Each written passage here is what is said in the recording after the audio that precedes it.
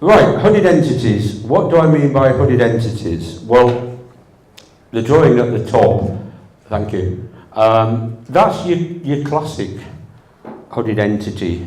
Dark shape, punchy top. This is obviously a drawing, but the ones I'm going to talk about, basically people report them as hooded tops and so they're wearing cloaks. The original name for this talk was hooded and cloaked entities, but it was a bit of a mouthful, so I shortened it to hooded entities. So it all starts with this particular site, which is actually on Ilkley Moor, now known as Backstone Circle. And I'll explain how I came to know about this. Back in the 1980s, an Earth Mysteries friend of mine called Paul Bennett found a reference in an old book about Ilkley to a decayed stone circle on Ilkley Moor, and it said it was near White Wells, which is a very well-known site on the moor. Paul, having been born and bred in the area and having roamed it since he was a lad, thought he didn't know about this. Didn't know at all about, because there's some very well-known circles on this bit of the moor, which is actually called Rombles Moor, but it's all part of Ilkley Moor. And there's various well-known, 12 Apostles is the most well-known circle up there. So, to cut a long story short, he got in touch with a friend of his at the time called Nigel Mortimer, who's a dowser. They did a bit of map dowsing to possibly pinpoint the site, got a rough area and set off from White Wells over the moor until they came to the approximate site that had been indicated on the map. Now, because they came that way, they actually went past the quarry and they came to what's actually next to this site, which is an Iron Age burial site. When the heather comes back, you can actually see the remains of graves. And it's actually opposite a site called Green Crag Slack, which is probably the village that was associated with it. The valley, you've got the Green Crag Slack on one side of the valley, where the village was, then you've got Backstone Beck, and on the other side is Backstone Circle.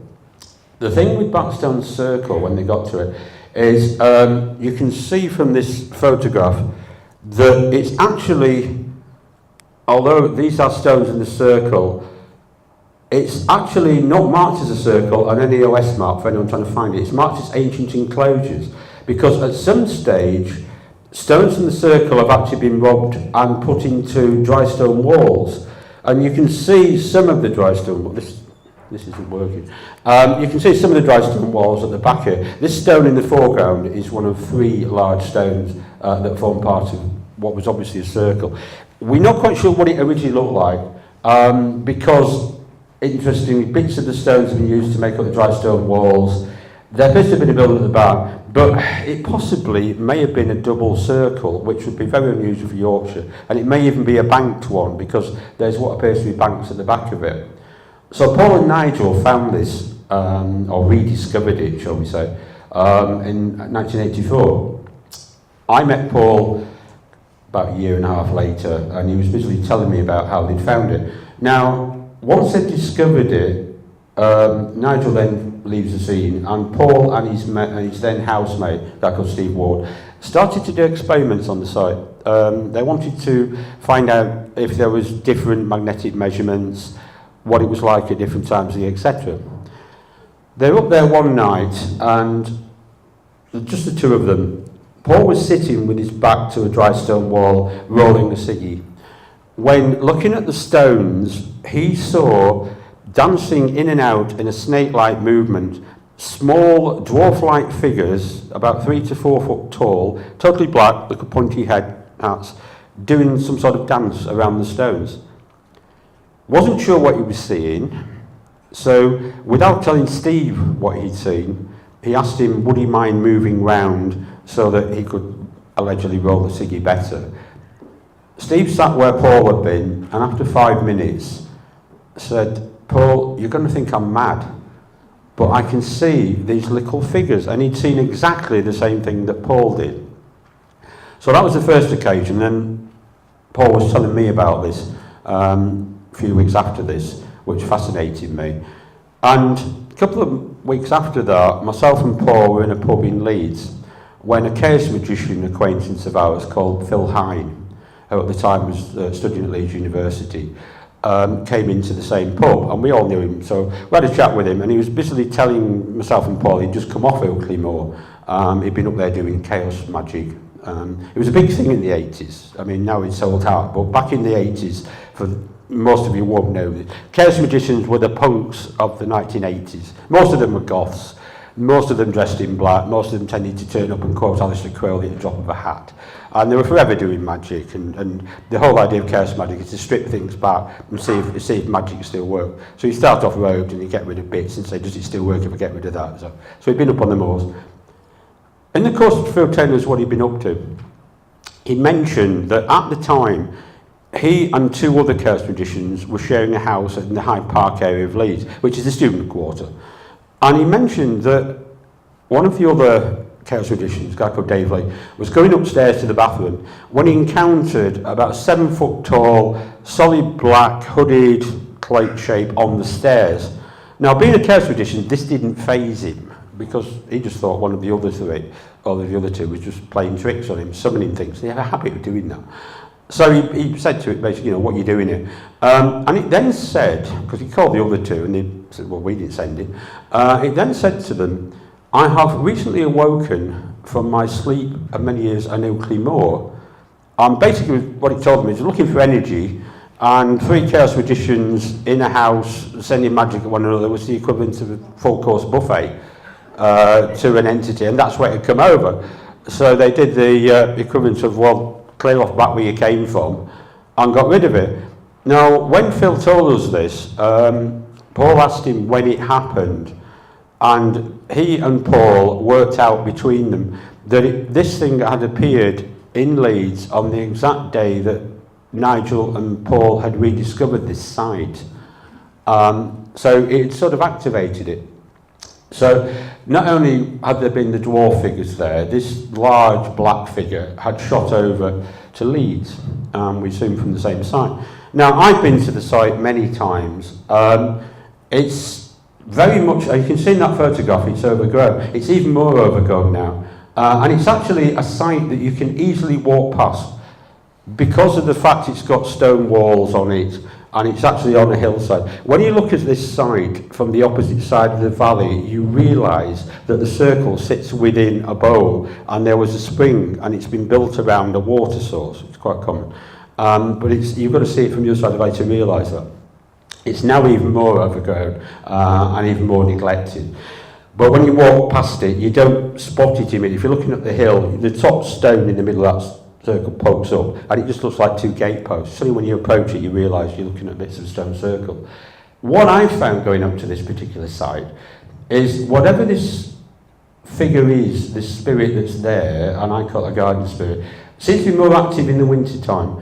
As you approach, the easiest way of getting to it is from Cowan Calf car park. It's about, if you know where it is, it's only about 10 minutes up Backstone Beck. And as you go up that way on the path, there is actually a small cup and ring marked stone flattened on the pathway. For me, that seems to be some sort of signal, because sometimes when you go up there and you go past it, there's been days I've gone up and it's like, not today. And other times you can happily go up. So it's a warning. This figure seems to be protecting the circle. It is decayed. I mean, it's been messed about with, but whatever happened when Paul and Nigel found it seems to have reactivated it. And a guy who came to my moot back in the late 80s, having told him all about it, he decided to go up there on Midsummer's Eve and camp. Now, you can't camp up there now because the walls have fell down, and there's nowhere really to stick a tent up. It's really overgrown. But back then, you could. So he set his tent up in the remains of the building at the back of the thing, and looked forward to seeing the sunrise on Midsummer's morning. Unfortunately for him, in the middle, well, just about twilight, he was in his tent, and he said he felt the entire hillside rock. He thought it was an earthquake. So he ran out of his tent. What confronted him was a 7 to 8 foot tall cloaked figure, but not solid black. He said it was green, which is interesting because I shall mention in a bit others where people have seen green figures. And it gave him the mental equivalent of bugger off. It scared him so much that he ran from this side down the hillside, and it's not something you particularly want to do, all the way back to the Car and Calf car park, where his car was, locked himself in and spent the night in his car. And then come the early morning, he summoned his courage up to go back to the site where his tent and the rest of his stuff was, totally untouched. Didn't say anything else, got it and cleared off and never went back again. So that was these stories were interesting to me because I collect ghosts, you know, I'm a pagan but I'm also 14 paranormal researcher, so any ghost stories goes to my mill. So I just filed it away as weird.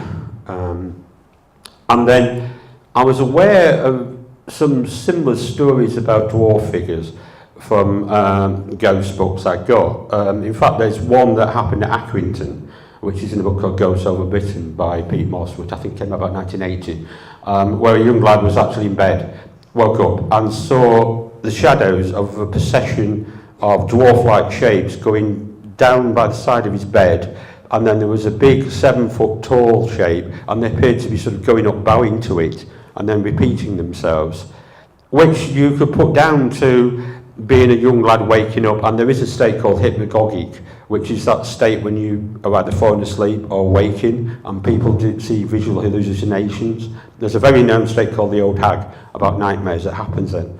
And that's what you possibly could have happened to a lad, except that there is this very similar tale in a book called The Middle Kingdom, which is a very famous 1950s book about the folklore of Ireland, where somebody there in Ireland saw a similar thing. They saw in a field, as they were driving past, small black dwarf-like shapes, appeared to be hooded, going up and bowing to a taller shape. So it's an identical thing, one's in Ireland, one's in Accrington.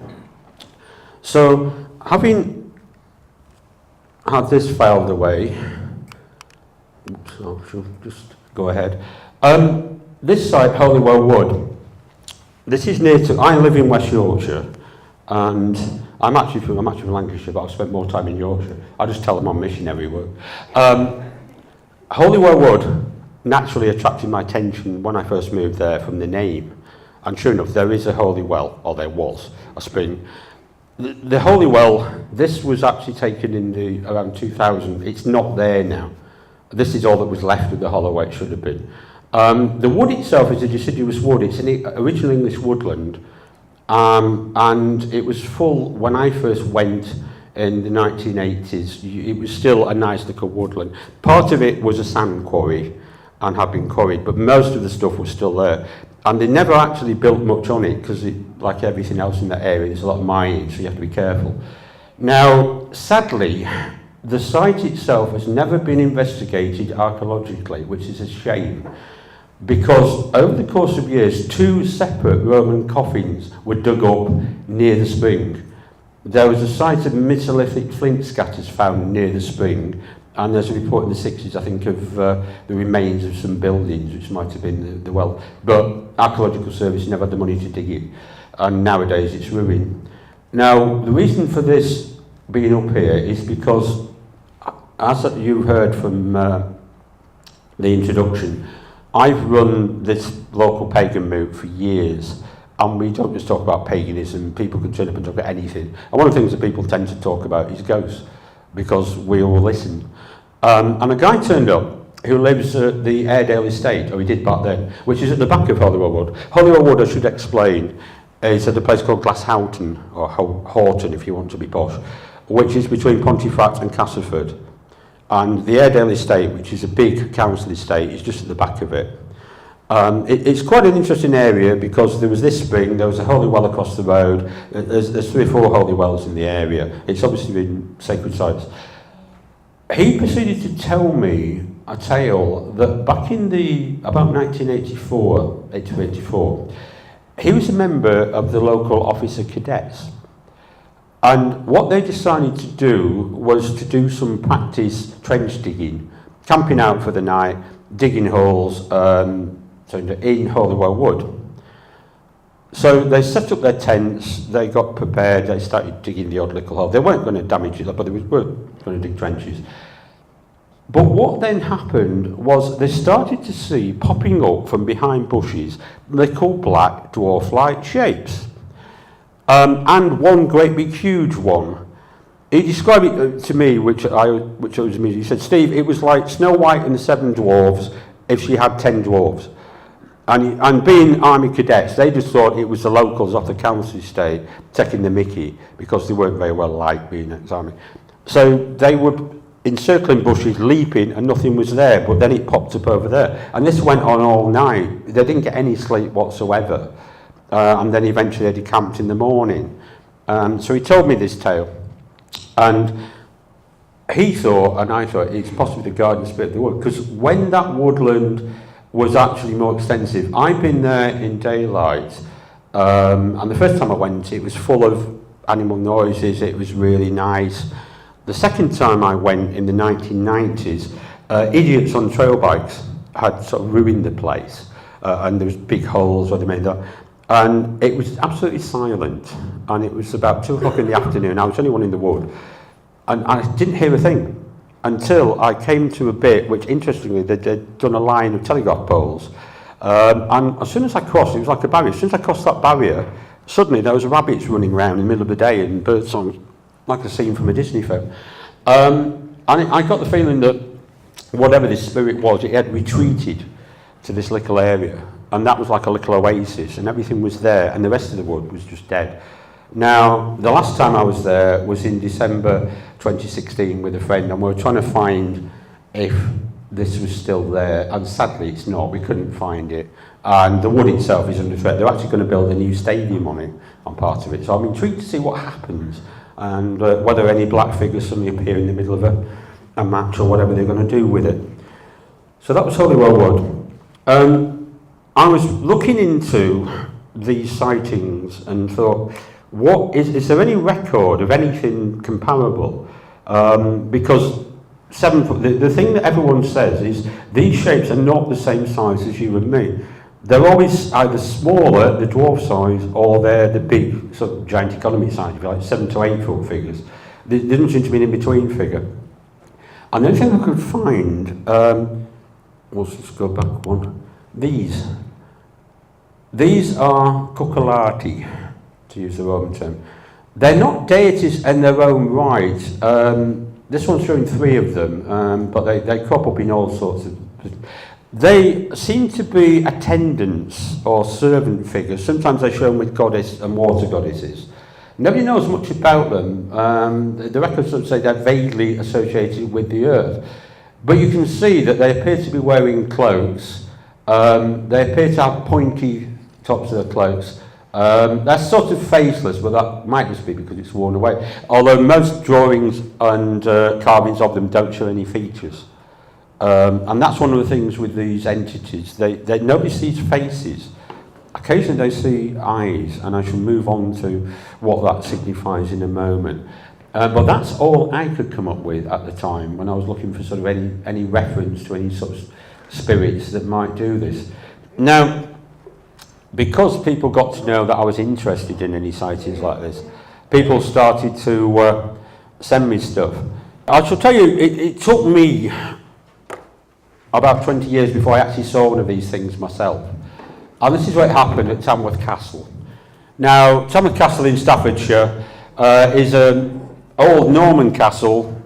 It's still complete, and it's now the town museum. And it's a little bit like the TARDIS. It doesn't look much from the outside, but when you go in, as you walk around, you realize it's a hell of a big place.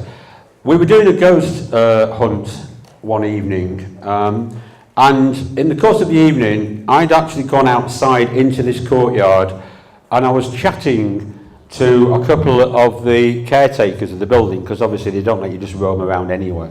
So while I was chatting and they were having a cigarette, I noticed against the wall where you can see the sort of tower bit there, this is obviously in full daylight. The time this was happening was at night, it was a clear night. I saw this black shape sort of sneaking, I can only describe, along the wall, just underneath where that tower is with the windows, and it was heading along the wall. So, and then it vanished through the doorway, which is a bit hard to tell, but that there is the doorway.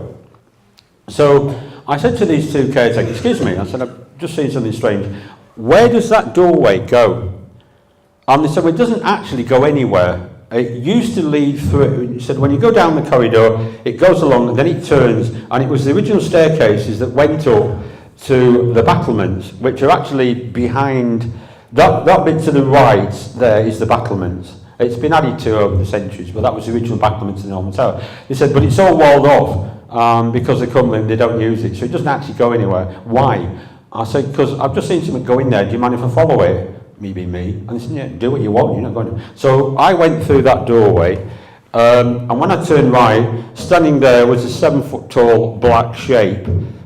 No eyes to it, so I got things looking at it, and it shot off when I sort of followed it. So I followed it down this corridor, and it turned at a right angle, and I followed it, and there was a couple of stairs and a brick wall, and it went straight through the brick wall and vanished. Now, one of the caretakers on this ghost ritual was sort of sub-Derek Akora. She watched too much Most Haunted, and she was all doing that, oh, I'm being taken over by this and the other. But one of the things that happened after this, I'd seen this thing, gone back in, told them, and then this woman was sort of channeling things. But then she suddenly came up to me and said, oh, I've got something here, I don't know what it is, but it doesn't like you. Fine. And, you know, I don't know what it is, I was trying to contact, but it's in my mind. So I said, oh, right. So I'm starting to ask questions. I said, are you at this site? Yeah, you know. And she's trying to interpret. And she said, I don't know what it is, it's not really saying anything. I wish I said, are you the guardian? And then she went for me. I don't mean, she sort of went, it doesn't like you, and then had a bit of a, and went. And she said, oh, I don't know what that was. And I said, well, I know what it was. Don't worry about it. So that was my sighting, that was in 2008. And as I said earlier, I've been looking into these things since the 1980s, so it took me 20 years before actually, and I haven't seen one since. But it was interesting. You know, I've seen various ghosts, but usually when people say, have you ever seen anything? So yeah, when you see a 7-foot tall shape walk through a solid brick wall, something's going on. Now, the sightings that have been reported to me, over the years, people have shown me various photographs, some of which are dubious, some of which are not. And as usual, whenever I say, can I have a photograph, can I have a copy of that, I never get one. One of the places that people showed me a photograph back in the 90s was Chingle Hall, which those who are local know it's just down the road. And Chingle Hall, you know, hauntings go back decades. And it is an old Catholic site, so it is haunted amongst other things by monks. And genuine monk sightings have been seen, not black shapes. But I was shown, back in the 90s, there was a group called Phoenix Paranormal, now disbanded, out of Rochdale. They were doing a vigil there, and one of the guys was in the garden, and he saw something. They've been getting sort of orbs in the classic.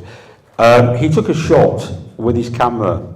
Now, as I say, you'll have to bear with me because unfortunately I don't have copies of this. But what I saw, what was in the photograph and what gave him a shot was that where he was focusing his camera, just to the left of the picture, there was a tree. And poking out from behind this tree was a little pointy head, totally solid black head, as though it was just like, what are you up to? Which freaked him because he didn't see anything. It was only when he got the photograph that this thing was there. So that was at Chingle Hall.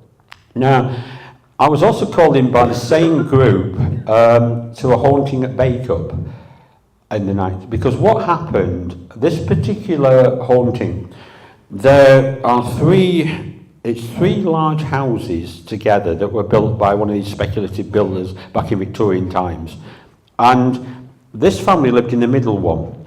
And my mate at Phoenix rang me up and said, Steve, I'm calling you because they're seeing tall, black, 7-foot tall shapes haunting the house, running through that, doing all sorts of stuff. Will you please speak to this guy, because I know you're interested. So I first spoke to him on the phone and said, you know, what's happening? And they were getting poltergeist stuff, things being moved around, and the garden of the house abuts onto a hillside at the back of Baker. It's on the outskirts of Baker. And this guy said, oh, we've got these black shapes, I don't know what they are, but they're sort of, and I don't like the feeling of them. And one of them, he said it's 7 foot tall. It was looking at me over the garden fence, and I said, "How do you know it was 7 foot tall?" And his response was, which is a classic, "My fence is 6 foot tall, and this bugger was at least a foot over that, so it's 7 foot." Well, fair enough.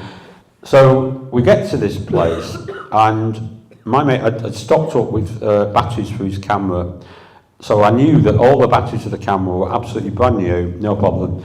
We get there, he'd been going and sort of, because he was a bit shaman at the time, he'd been doing the old smoke and get rid of stuff and then doing sending it back again. So we get to the house, we go around it, wasn't particularly picking anything up. But what I spotted immediately, for anyone who knows, I said earlier about energy, and these things seem to use energy to thrive on. Where this house is, it's built over a stream, which is weird. I mean, why the hell you'd actually build 3 houses, I do not know, but the stream goes straight under this house. So it's like, right, one form of energy. To the left of the house was a primary school. So you've got a stream, and to the, as you're sort of looking at this house, to the right of it, there was the biggest CB aerial. I'd say, bearing in mind this is the 90s, it was like a throwback, I didn't know it still had CB. So it's a big source of energy there. Across the road, there's another school. I was like surrounded by energy, and at the back of it, there's a hillside, which I subsequently discovered, because I said, is there any ancient sites or anything in the area that might have been damaged, you know? And they said, oh yeah, funny you should say that. There used to be a big wellhead on the hill. Very old, very big, but it's not there because they've been widening a road up the hillside and they've demolished it. And I thought, aha, that's probably the trigger for it, a bit upset. So the whole house was surrounded by energy. It's like you couldn't have a better source of energy. And we went in, to cut a long story short, we tried filming, it drained all the batteries within about half an hour, everyone dead. And then they subsequently kept bringing me up about this. But what happened, and I still know the final outcome because I walked away from it, because it was a father, mother, 2 daughters in the 20s. They started going to development circles for mediumship. And consequently, they're learning to become mediums, and they couldn't understand that the house kept getting exercised, and the things were doing, oh, it's back again. And eventually, when I discovered what they were up to, I said, well, it will be, because you're imagining it now, and you're feeding it with energy. So as fast as it goes, I said it won't go away. As fast as you're actually seeing these things, getting rid of them, you're all sitting round inviting spirits and energy, and it's going to come back. And the guy said, what would you do? And I said, move. And that's the point at which I walked away. I don't think he was happy. So I don't know whether that house is still haunted or what actually happened to it, because the group disbanded shortly after and they never got back in touch with me. But as I say, that was a Baker one. I've also had these reported from people doing magic. One guy was actually doing a love spell, and in his magic circle, on his own, doing it, looked up, and what he saw was 3 small dwarf shapes watching him. He said he just got the impression that they were just amused, and sort of, oh, what's this he's up to? Now, other people who've done magic, similar things have happened. They've seen sightings. One particular one, which again I was shown photographs of, back in 2004, there was a site called Bowland Lake, which is up in Northumberland. I think it's near Newcastle, but don't hold me to that. If you type in Bowland Lake, you'll find it. Centre for Fortean Zoology, of which I'm a member, they investigated because at this park, there'd been sightings of all things of Bigfoot. People reported seeing a big hairy monsters running through. Now, no way could it have been a real Bigfoot. You know, they cannot hide in the open in this country. So they went to investigate. And John Downs, who runs it, actually saw, he was parked in the car park, a glowing shape move across in front of it. It wasn't black, this is unusual. He said it was humanoid, ran across very fast and glowing, like a glowing shape, which freaked him because the first time he'd seen it. I asked again, was there anything in the area that had been damaged? Anything? Lo and behold, there was a barrow which had been dug into, which I think triggered something. Now, at the CFZ's conference down in Devon that they used to hold, the Weird Weekend, I was a speaker that year, or the year after, and this group of Wiccans came up to me, which is, for those who don't know, that's one of the forms of paganism, and said, oh, we want to have a word with you, because they showed me this photograph. They said, we're from Newcastle. We went to this site at Bowland Lake after John and them had gone, and we did a ritual to evoke whatever was there. And this is what we got. And what these photographs were was like very blurred. So it starts off quite sharp. And again, they wouldn't send me the blasted photographs. I can't, you have to take my word for it. But the first photograph was like a sort of a mist coming up. Then following that, you'd see a little black shape appear, like a little dwarf, and then it gradually solidifies. But it's getting blurred because they're running away by this time. So the last couple were just like this black blur, and they said, oh, this thing appeared and we didn't know what it was and we ran away from it. What do you think it was? And I said, well, you know, if you go and do a ritual and sort of knock on the door and open it, what did you expect to happen? I said, it was the spirit of the site, you know, and you invited it, you should have known better. So no wonder it scared you. The last one I had, these are just examples. I don't know if you can all see these. This figure was seen near Ruthin, I believe, in North Wales. And the figure, I've tried to blow it up on the right. You can see it's actually behind a tombstone. So it's not superimposed. And it's the tall black shape. The one on the left, it's lurking at the background. This again is one of those where somebody took a photograph, didn't see anything, and then when the photograph came up, they saw this figure on the right, which they thought was a monk. But it's featureless. It's not a shadow of anything in the foreground. And again, the fact it's actually behind the tombstone, I thought was interesting. And the other one is Oxford Castle. Now, I don't know if you can see it, because it's a very dark picture on the left. I've tried to alter the contrast on the right to show what it is, because that's very similar to what I saw at Tamworth Castle. It's about 7 to 8 foot tall, featureless, and motionless in that. There's also another picture that's fairly recent of Clophill Church in Bedfordshire, if you go online and in YouTube, where a sort of shape goes past in the background when somebody's filming it. I'm doubtful about that one because it is Clophill. Clophill Church, for anyone who doesn't know, is a scene of some famous satanic practices back in the 60s. It's a ruined church. I would like to see the place. But people have been going up there ever since, so it could just be some idiot out to scare people in the background. So it may not be a real one. But these are two of the only photographs that I think may possibly show these things, as opposed to Photoshop stuff. And I'll just briefly finish on the last occasion somebody got in touch with me. I was contacted back in 2017, last year. A guy was put in touch with me. He'd been a soldier out in Iraq. Because of the stuff that he'd actually seen, he was shipped back here. And he wouldn't tell me which hospital it was, but I suspect it might have been Salihar, because he said he was shipped to a military hospital. And he was in a ward with 6 beds. And there were sort of 3 facing one another. He was laid in the bed. He said he woke up, and hovering over him was a 7 foot tall, black, shapeless figure.